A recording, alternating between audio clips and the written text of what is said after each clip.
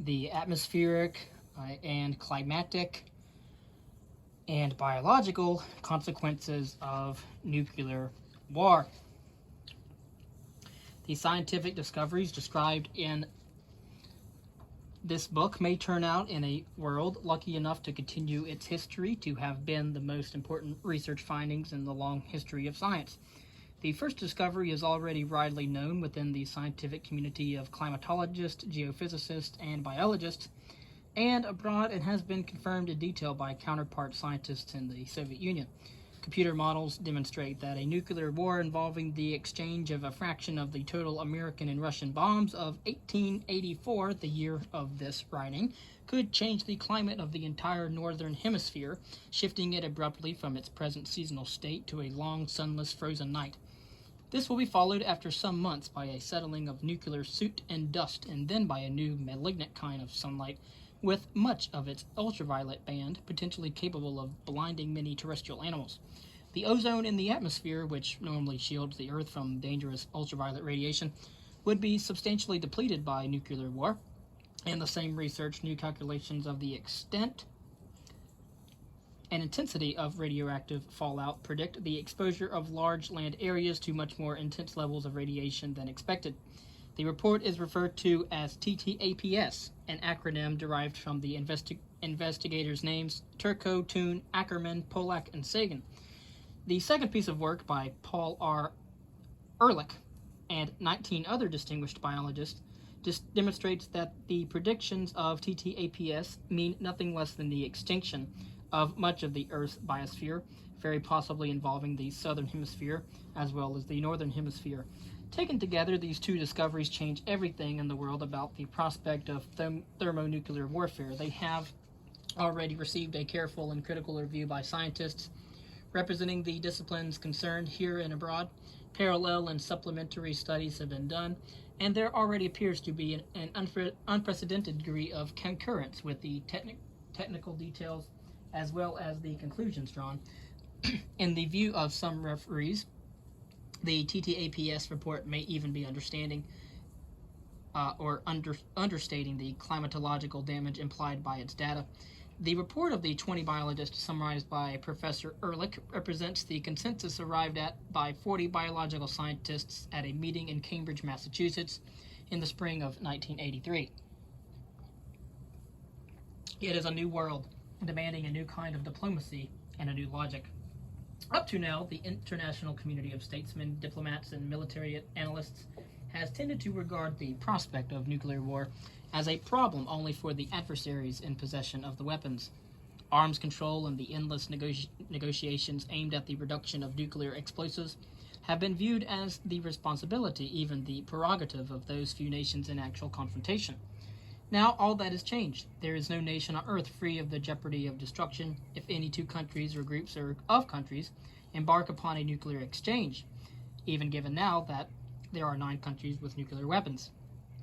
Not only atomic bombs, but hydrogen bombs, and if the Soviet Union and the United States and their respective allies in the Warsaw Pact and NATO begin to launch their missiles beyond a still underdetermined and ambiguous minimum, neutral states like Sweden and Switzerland would suffer the same long-term effects, the same slow death as the actual participants. Australia, New Zealand, Brazil, and South Africa have nearly as much to worry about as West Germany if a full-scale exchange were to take place far to the north. Up to now, we have all tended to regard any conflict with nuclear arms as an effort by paired adversaries to settle such issues as territorial dominance or ideological dispute. Now, with the new findings before us, it is clear that any territory gained will be, at the end, a barren wasteland, and any ideology will vanish in the death of civilization and the permanent loss of humankind's memory of culture. Up to now, the risks of this kind of war have conventionally been calculated by the numbers of dead human beings on either side at the end of the battle, armies and non-combatants together. The terms acceptable and unacceptable signify so and so many millions of human casualties have been used for making cool judgments about the need for new and more accurate weapon systems. From now on, things are different. Leave aside the already taken for granted estimate that an all-out exchange of, say, 5,000 megatons, something like 1,000 million people would be killed outright by blast heat and radiation. Set aside as well the likely fact that more than another 1,000 million would die later on from the delayed effects on life support systems and the radioactive fallout. Something else will have happened at the same time in which human beings ought to feel the same stake as in the loss of their own lives. The elaborate, coherent, beautifully organized ecosystem of the Earth, what some people call the biosphere and others refer to as nature, will have been dealt a mortal or near mortal blow. Some parts will persist, I feel reasonably certain, and the life of the planet will continue, but perhaps only at a level comparable to what was here a billion or so years ago when the prokaryotes, creatures like today's bacteria, joined up in a symbiotic arrangement and invented the nucleated cells of which we are, without doubt, the lineal descendants. The last great extinction of planetary life occurred around 65 million years ago, when the dinosaurs and numberless other terrestrial and marine creatures vanished all at once. That event is generally believed to have been caused by a massive explosion of dust blotting out of the sun for a long enough period to bring photosynthesis to a halt, probably as a result of an asteroid collision with the Earth. It is this kind of event that is forecast by the models used in these studies. The continuing existence and buildup of nuclear weapons, the contemplated proliferation of such weapons in other nations now lacking them, and the stalled, postponed, and failed efforts to get rid of these endangerments to the planet's very life, including our own, seem to me now a different order of problems from what they seemed a short while ago. It is no longer a political matter to be left to the wisdom and foresight of a few statesmen and a few military authorities in a few states. It is a global dilemma involving all of humankind. I hope now that the international community of scientists in all countries will look closely at the data and conclusions reached so far, extend the studies in whatever ways they can think of, and advise their governments accordingly and insistently. And I hope that the journalists of the world will find ways to inform the world's citizens in detail and over again about the risks that lie ahead. We no longer have the choices to make or the options of a few months ago to argue over. We simply must pull up short and soon and rid the Earth once and for all of those weapons that are not really weapons at all but instruments of pure malevolence. As things now stand, we endanger much more than humanity itself.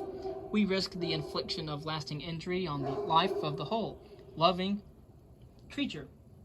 The most beautiful object I have ever seen in a photograph in all my life is the planet Earth seen from the distance of the moon, hanging there suspended in space by a sunbeam, obviously alive.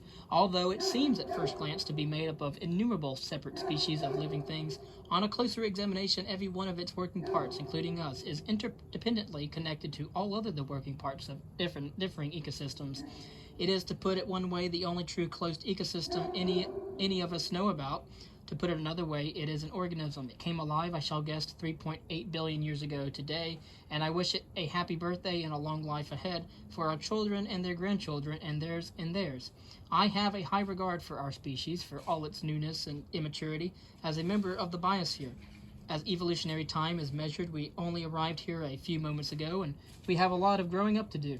If we succeed, we could become a sort of collective mind for Earth, the thought of the Earth. At the moment, for all our juvenility as a species, we are surely the brightest and brainiest of the Earth's working parts. I trust us to have the will to keep going and to maintain as best we can the life of the planet. For these reasons, I take these reports not only as a warning, but also, if widely enough known and acknowledged in time, as items of extraordinary good news. I believe that humanity as a whole, having learned the facts of the matter, will know what must be done about nuclear weapons. But if the facts remain obscure, or are misunderstood to be arcane, theoretical guesswork safe to ignore, then I have no hope for us. Ours is anything but a happy subject. In the first place, the consequences of nuclear war are dire indeed, and it is no great pleasure to tell people that they are even more dire than they have been told. Furthermore, there is unfortunately no simple way out of the problems posed for us by nuclear arms, though some people insist that there is. Instead, there is a continuing need to deal with danger and to struggle with a national security policy that seems terribly refractory to logical design. It is against this depressing background that we discuss the long-range biological consequences of nuclear war. Before beginning, I want to acquaint you with some qualifications I lack for my role of introducer, and then announce one or two convictions. I am not a veteran of the anti-nuclear movement, nor am I experienced in matters of arms control and disarmament.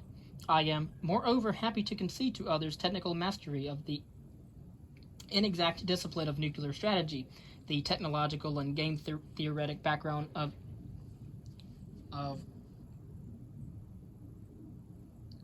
Detente. As to convictions, I must tell you that I hold the old-fashioned belief that we shall continue to require a defense established in this country, that whether we like it or not, nuclear weapons will continue for some time to play an integral role in our national security strategy, and that of others, and that accordingly we shall need to continue efforts to understand such weapons if we are to ultimately control them and deal sensibly with one another.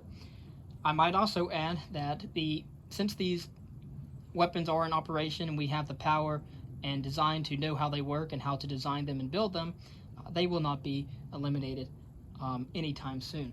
These disclosures should convince you, I think, that I am neither a likely technical resource for an arms control conference nor a promising candidate for a cheerleader at a peace rally. This volume is meant to reflect neither of those purposes. Rather, it is a report of some serious scientific analyses of the consequences of nuclear war. In particular, we have the atmospheric and climatic consequences of nuclear war by Carl Sagan, the biological consequences of nuclear war by Paul Ehrlich, the panel on atmospheric and climatic consequences, and the panel on biological consequences, and the Moscow League, which was a dialogue between the United States and the Soviet scientists of the 1980s.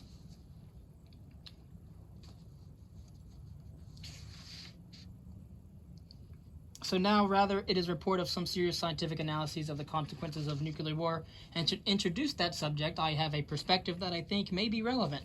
During a period of service in government, I was head of a federal regulatory agency, much concerned with the hazards associated with toxic chemicals, and more generally with the consequences of premature introduction of new technologies. During those years, and in the time immediately preceding and following them, I found myself deeply involved in the business of risk assessment, which is evaluating the consequences of the use of agricultural chemicals, setting tolerances for contamination by industrial pollutants, estimating the effect of food additives, and so forth. In that role, I worried a good deal about how to estimate risks, even under circumstances in which the data are necessarily incomplete. I think 3 lessons from that experience are applicable to the subject under discussion. First, one of the great policy challenges in risk evaluation is to formulate the soundest possible decisions in the face of large uncertainties. To meet it successfully, it is essential that one be as aware of what one does not know as one is of what one does know. That challenge is made enormously more difficult by public attitudes about risk. That is the second lesson, that people are ambivalent about risk. We will devote enormous personal and social resources to the saving of an identified life in danger, but we will appropriate very much less to confer a statistically much larger protection upon unidentified individuals in the general population. We will enthusiastically pass laws that avert very small involuntary risks, but we will quickly repeal them if they curtail personal freedoms. In short, we will spend a great deal to get little Kathy out of the well she has fallen into, but we have trouble lowering the speed limit or even banning some cancer-causing substances if people like them enough. The ambivalence becomes even more marked when probability and severity of risks are considered separately. There is a difference between attitudes toward modest, broadly distributed statistical risks, like extra cancer deaths due to an environmental toxin, and low probability risks with a widespread disastrous consequences, like a nuclear weapons exchange. Although we are only beginning to develop a science of human attitudes about risk evaluation and risk aversion, the results so far suggest that people treat low probability events with high negative consequences in a way that departs significantly from the choices we would predict under standard expected utility theories. Such research may eventually have something quite useful to say about public attitudes on nuclear war, and it may be even more important with respect to the crucial matter of how the decision makers in those awful last moments will be making their decisions. The third and final lesson I should like to take from the more conventional domain of risk assessment has to do with the timescale on which we recognize consequences. Here, the analogy from the world of toxic substances is actually quite exact. When the post-war revolution in industrial chemistry first began to generate concern about the human risks associated with toxic substances, the worry was almost entirely confined to immediate or acute effects. The first toxicological testing programs devised to evaluate these hazards were the so-called LD50 tests, which measured the amount of some compound that would constitute a lethal dose for 50% of the organisms used in the test. Later on, it was gradually recognized that long-term chronic effects, the potential to cause cancer, or to make a person more prone to heart disease and stroke, or to produce birth defects, were substantially more important and quite impossible to measure using the conventional short-term tests. Subsequent experience has confirmed that these chronic hazards are much larger worries than the acute ones, and today we would not even consider evaluating the safety of a new chemical without undertaking long-term experiments to evaluate its carcinogenic potential, its fetal effects, and so forth. That is where we now stand with respect to nuclear war. We are just beginning to understand the long-term effects, the environmental equivalents of cancer, heart disease, and stroke. But I now want to turn to a central theme in development of our knowledge about these chronic consequences of nuclear war. It is the erratic and accidental character of our discoveries. What we now understand, and it is certainly much less than we wished we understood, we have come to know largely as a result of unplanned revelation, not systematic study.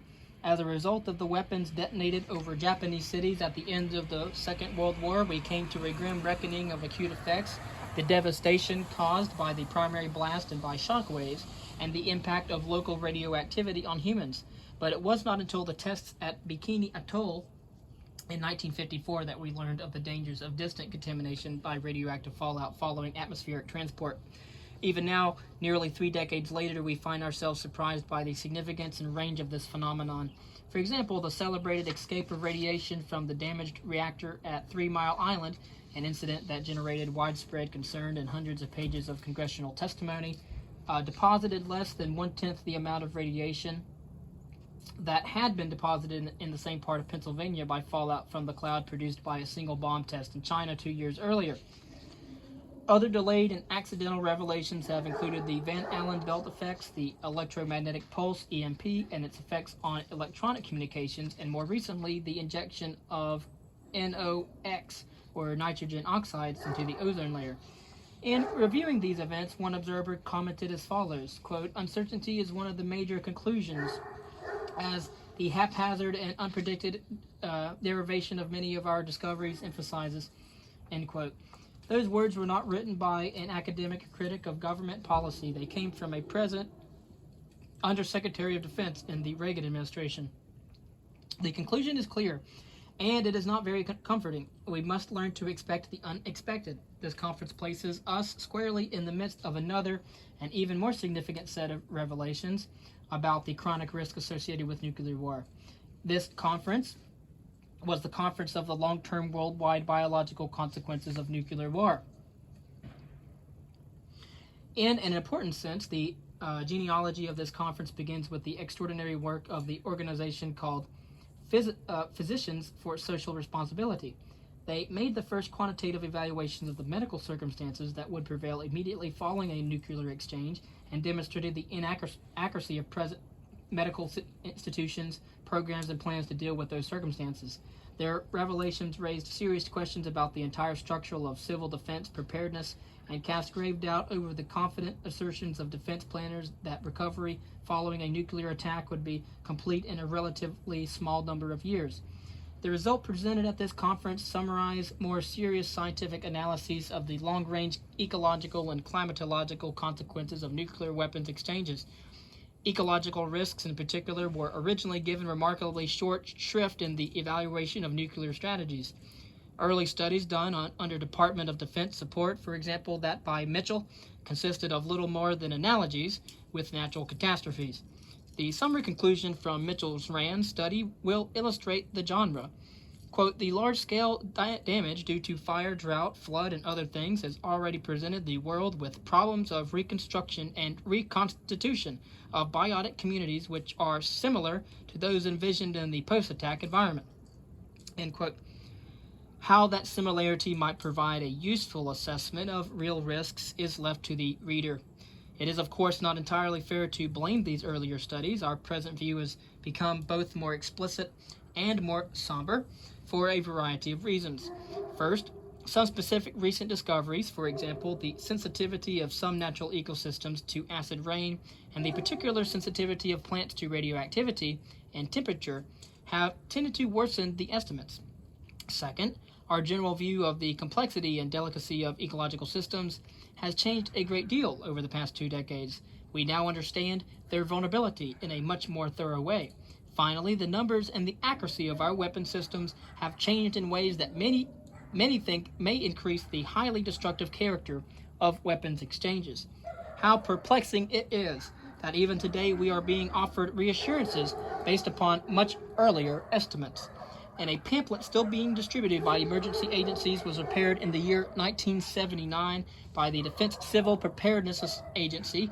In it, the following conclusion appears, precisely echoing the metaphor of the 1963 report. Quote, "No logical weight of nuclear attack could induce gross changes in the balance of nature that approach in type or degree the ones that human civilization has already produced."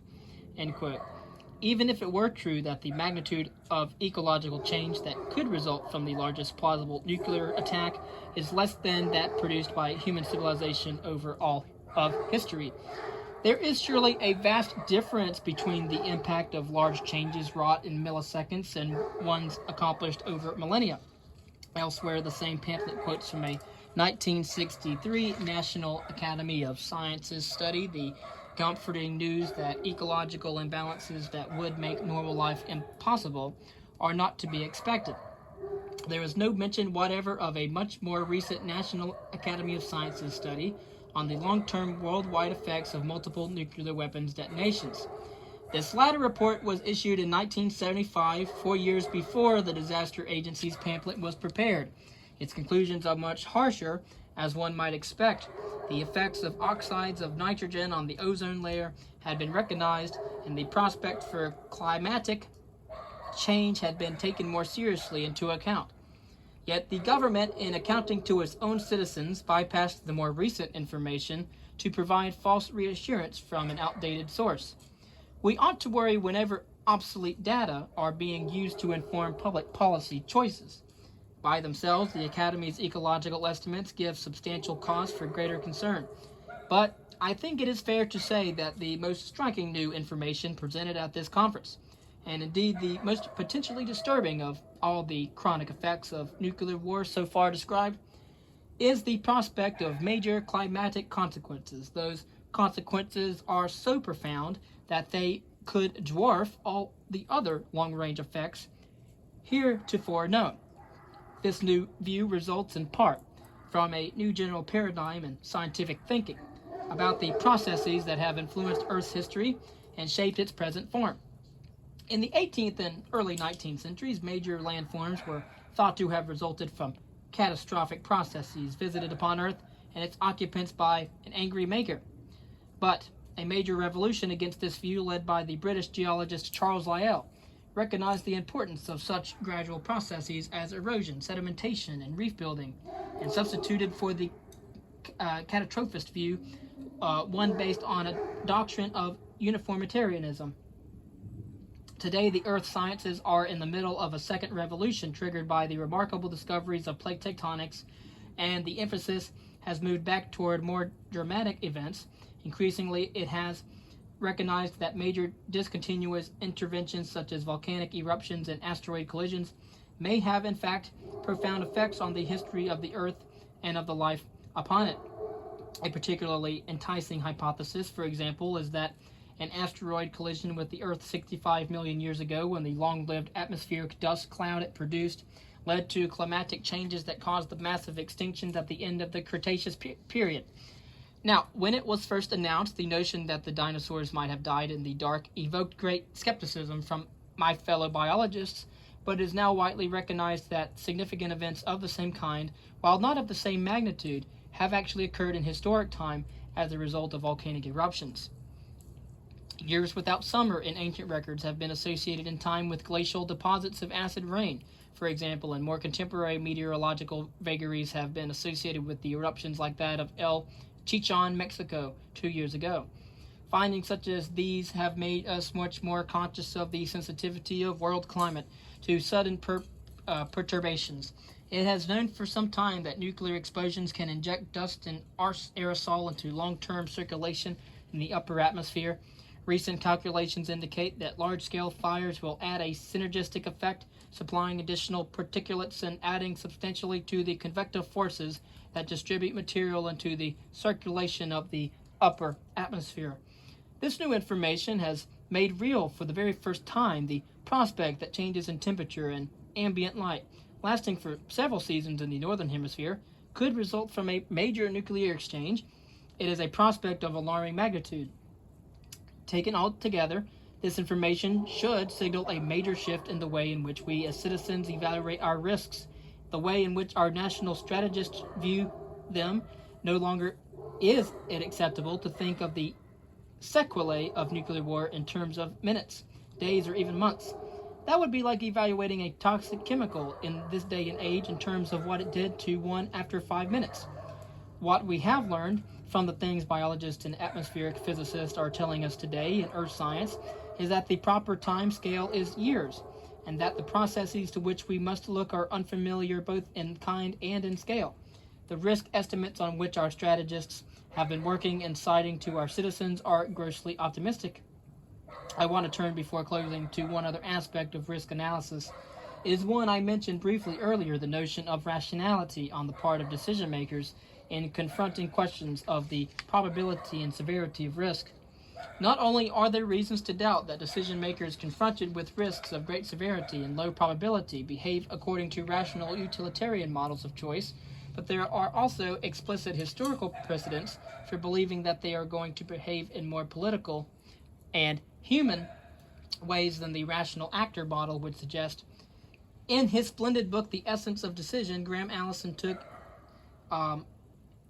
a look at the management by the United States government of the Cuban Missile Crisis of 1962 from the perspective of different behavioral models. On reading it, one cannot escape the conclusion that no chief of state, no government official, no senior military officer behaves like a rational actor in making decisions when the fate of nations and the world hangs in the balance. Bureaucratic structures, political allegiances, and a background, as well as the other behavioral nonlinearities we are just beginning to probe, play extremely large roles. Yet the structure of military preparedness and the strategic balance are built on the expectation of rational response and rational counter-response. Rationality will be especially hard to conserve in the early stages of a nuclear blast conflict, where uncertainty and the need for rapid decisions dominate. That is why it seems so unlikely to experienced military leaders, as well as to others, that a nuclear war can ever remain limited. Risk assessment ought to proceed in any event under worst-case assumptions.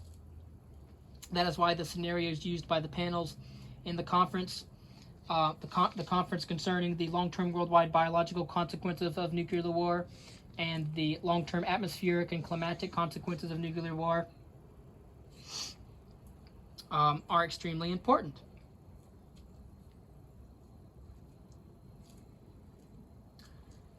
So, scenarios used by panels in this conference, like most others, involve the detonation of substantial proportions of the world's nuclear stockpile. But there is an additional reason as well, and that is the likelihood that, in the real decision-making context of nuclear combat, it will be so difficult to confine retaliation and response that the expected course of such a conflict is to proceed without limit. I want finally to specify what is new and what is not in this volume. It is a highly significant idea that a large group of distinguished biologists has reached a thoughtful consensus on the ecological consequences of nuclear war. You may not know how difficult it is for biologists, especially distinguished ones, to agree on anything. The group working on atmospheric and climatic effects in its companion report raises some new and chilling possibilities with respect to these aspects of a nuclear aftermath. But as I have tried to illustrate, these findings are part of an orderly process in the evolution of scientific thought, through which we have gradually refocused our attention from the immediate and obvious to the more long-term and complex sequelae. That transition also moves us into a zone in which the effects are potentially even more serious, yet much more difficult to estimate with accuracy. Indeed, the history of our development of nuclear knowledge and the complexity of many of the longer-range effects that will be discussed suggests that uncertainty ought to be a thematic warning to the policy planners. What our most thoughtful projections show is that a major nuclear exchange will produce, among its many plausible effects, the greatest biological and physical disruptions of this planet in its last 65 million years of existence, a period more than 30,000 times longer than the time that has elapsed since the birth of Christ, and more than 100 times the lifespan of our species so far. That assessment of prospective risk needs to be a form of a background for everyone who bears responsibility for national security decisions here and elsewhere, just as there is continually continuity between today's findings and the outcomes of earlier scientific work. I would emphasize that there is continuity also between the views of the scientists presented and those of their distinguished colleagues who are not represented. I want to close by stressing the latter, since it is sometimes so easy to dismiss bad news by mistrusting the messenger. Earlier projections of the long-range effects of nuclear war, based on then available information, were made in 1975 by the National Academy of Sciences and in 1979 by the Congressional Office of Technology Assessment. The Academy, which was chartered by Abraham Lincoln to give advice to the United States government on scientific matters, consists of nearly 1,300 of America's most distinguished scientists. In addition to the 1975 study on long-term effects, it now has underway an analysis of atmospheric and climatic consequences, which we all hope will extend and draw further attention to the problems to be described at this conference by Dr. Sagan. As a consequence of much effort, the members of the Academy a year ago, this past April, passed an unprecedented resolution, unprecedented in the sense that it overcame a rather characteristic Academy caution on matters that might be judged politically controversial. Although this is a volume of scientific findings and not policy recommendations, I do want the American people to know the judgment reached by my Academy colleagues on this matter, so I shall close by quoting the National Academy of Sciences resolution on nuclear war and arms control. Whereas nuclear war is an unprecedented threat to humanity, whereas a general nuclear war could kill hundreds of millions and destroy civilization as we know it, whereas any use of nuclear weapons, including use in so-called limited wars, would very likely escalate to general nuclear war, whereas science offers no prospect of effective defense against nuclear war and mutual destruction, whereas the proliferation of nuclear weapons to additional countries with unstable governments and areas of high tension would substantially increase the risk of nuclear war, whereas there has been no progress for over 2 years toward achieving limitations and reductions in strategic arms, either through ratification of SALT II or the resumption of negotiation on strategic nuclear arms. Be it therefore resolved that the National Academy of Sciences calls on the President and Congress of the United States and their counterparts in the Soviet Union and other countries which have a similar stake in these vital matters to intensify substantially, without preconditions and with a sense of urgency, efforts to achieve an equitable and verifiable agreement between the United States and the Soviet Union and other countries which have a similar stake in these vital matters, to take all practical actions that could reduce the risk of nuclear war by accident or miscalculation, to take all practical measures to inhibit the further proliferation of nuclear weapons to additional countries, to continue to observe all existing arms control agreements, including SALT II, and to avoid military doctrines that treat nuclear explosives as ordinary weapons of war.